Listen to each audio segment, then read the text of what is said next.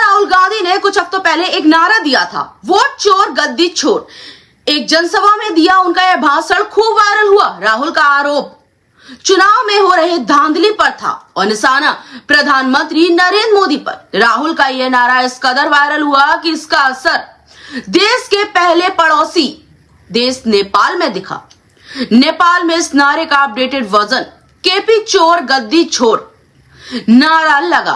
KP ओली वो हैं जो कुछ घंटे पहले तक नेपाल के प्रधानमंत्री हुआ करते थे और अब प्रधानमंत्री से पूर्व प्रधानमंत्री बन गए। इसी नारे के चलते 8 सितंबर को नेपाल में शुरू हुए जजी आंदोलन का यह असर हुआ कि सड़क से लेकर संसद तक सब तहस नहस हो गया। नेपाल के इस आंदोलन के बीच चर्चा उछली बालिन शाह यानी बालिन शाह की। यह वो शख्स है जो कभी स्टेज पर रैप करते हुए समाज के दर्द को बीट्स में परोते थे, लेकिन आज नेपाल की राजनीति में सबसे ताकतवर चेहरों में से और चर्चित चेहरों में से एक बने हैं।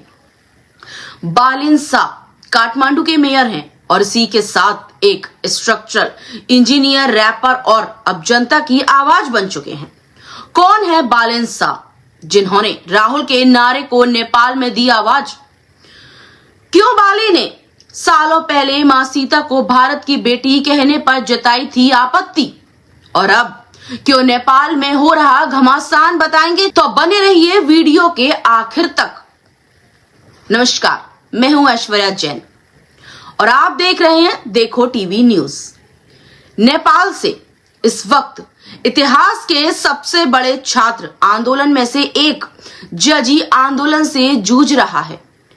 हजारों छात्र छात्राएं सड़कों पर हैं। इस आंदोलन ने सत्ता की नींव हिला दी। प्रधानमंत्री केपी शर्मा ओली को इस्तीफा देना पड़ा। इतना जबरदस्त यह आंदोलन हुआ और इस पूरे आंदोलन में एक नाम सबसे ज्यादा गूंज रहा है और वह है बालन शाह का। बालन शाह के मेयर रहते हुए फोकस कचरा प्रबंधन, पारदर्शी शासन, शहरी ढांचों का सुधार, डिजिटल प्रशासन और युवा संरक्षण पर रहा, जिस वजह से आज उनके पीछे युवाओं की बड़ी फौज खड़ी है और उन्हें सत्ता सौंपने की मांग की जा रही है, वो भी प्रधानमंत्री केपी शर्मा ओली के इस्तीफे के बाद। ऐसा इसलिए क्योंकि जब बाकी नेता सूट बूट पहनकर मंचों पर भाषण दे रहे थे, तब बालिन युवाओं के बीच रैप करते हुए भ्रष्टाचार, बेरोजगारी और सिस्टम की खामियां पर तंज कस रहे थे। उनका रैप सिर्फ एंटरटेनमेंट नहीं था बल्कि रेजिस्टेंस था। उन्होंने हर उस मुद्दे पर आवाज उठाई जो आम जनता की जिंदगी को प्रभावित करता है। शायद यही वजह रही है कि जब उन्होंने 2022 में काठमांडू मेयर का चुनाव लड़ा तो उन्होंने पार्टी के नाम और झंडे के बिना भी बड़ी जीत दर्ज की। बाले का प्रोफेशनल बैकग्राउंड भी उतना ही दमदार रहा।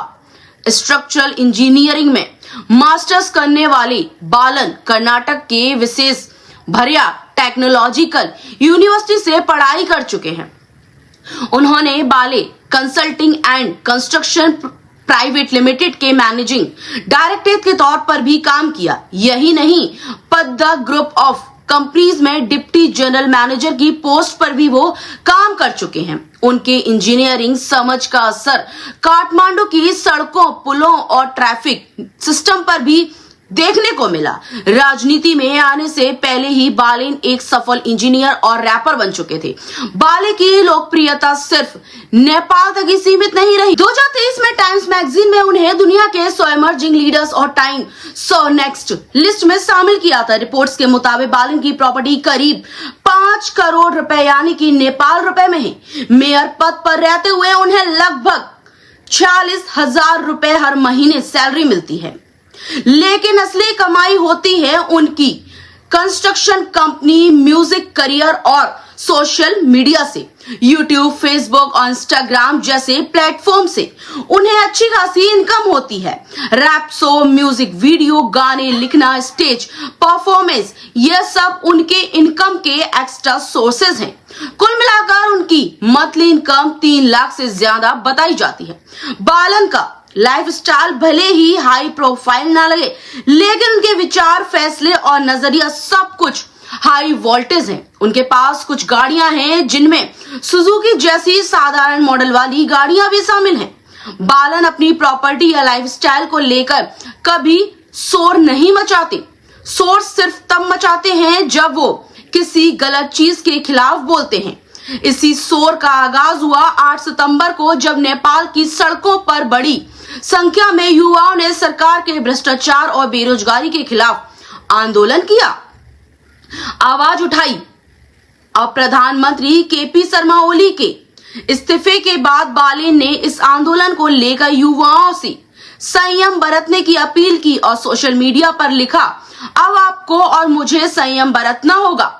आपकी पीढ़ी को ही अब से देश का नेतृत्व करना होगा, इसीलिए तैयार रहें। भारत में बालन साहब तब चर्चा में आए जब उन्होंने फिल्म आदि पुरुष के एक डायलॉग पर आपत्ति जताई, जिसमें कहा गया कि मां सीता भारत की बेटी हैं। बालन की इस आपत्ति के पीछे वजह यह थी कि नेपाल में मां सीता को लेकर यह चर्चा रहती है। यह बात मानी जाती है कि मां सीता नेपाल की बेटी हैं। इस पर शाह ने तुरंत काठमांडू में फिल्म की स्क्रीनिंग पर रोक लगवा दी। जब कोर्ट ने इस रोक को हटाया तो उन्होंने साफ कहा कि वह कोर्ट के इस फैसले से असहमत हैं और कोर्ट के फैसले को भारत के दबाव का नतीजा बताया। हालांकि बाद में बालेन ने कोर्ट के आदेश को मान लिया। काठमांडू के नारा देवी में 27 अप्रैल 1990 को जन्मे बालेन शाह का परिवार महतौरी जिले से ताल्लुक रखता है। उनके पिता डॉक्टर राम नारायण शाह आयुर्वेदिक डॉक्टर हैं। 2018 में बालेन ने सबीना काफिले से शादी की, जो पब्लिक हेल्थ सेक्टर में काम करती हैं। वहीं बात करें नेपाल में चल रहे इस बवाल की शुरुआत की तो यह तब हुआ जब सोशल मीडिया प्लेटफॉर्म पर सरकार ने बैन लगा दिया। नेपाल की सरकार ने 4 सितंबर 2025 को 26 सोशल मीडिया प्लेटफॉर्म पर बैन लगाया था। इसमें फेसबुक, यूट्यूब और इंस्टाग्राम जैसे प्लेटफॉर्म शामिल थे। इस फैसले से युवा प्रदर्शनकारी बुरी तरह भड़क उठे। यह लोग अभिव्यक्ति की आजादी और संपर्क के लिए सोशल मीडिया का ही इस्तेमाल करते हैं, काफी हद तक उस पर निर्भर रहते हैं। इसी बैन से जनता के एक बड़े तबके के अंदर ही पनप रहे गुस्से को चिंगारी देने का काम किया। नेपाल में अब तक इस पूरे आंदोलन के चलते करीब 22 से ज्यादा लोगों की मौत हो चुकी है।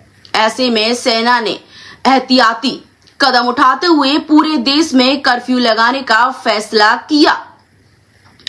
यह कर्फ्यू शाम 5 बजे से सुबह 6 बजे तक लगा रहेगा। काठमांडू की ताजा तस्वीरें नेपाल की गंभीर स्थिति बयां कर रही हैं। प्रधानमंत्री केपी शर्मा ओली के इस्तीफे के एक दिन बाद राजधानी की सड़कों पर सन्नाटा पसरा है। जगह जगह इमारतें जली हुई हालात में दिखाई दे रही हैं। बीते दिनों हुए हिंसक प्रदर्शनों के बाद हालात अभी भी तनावपूर्ण बने हुए हैं।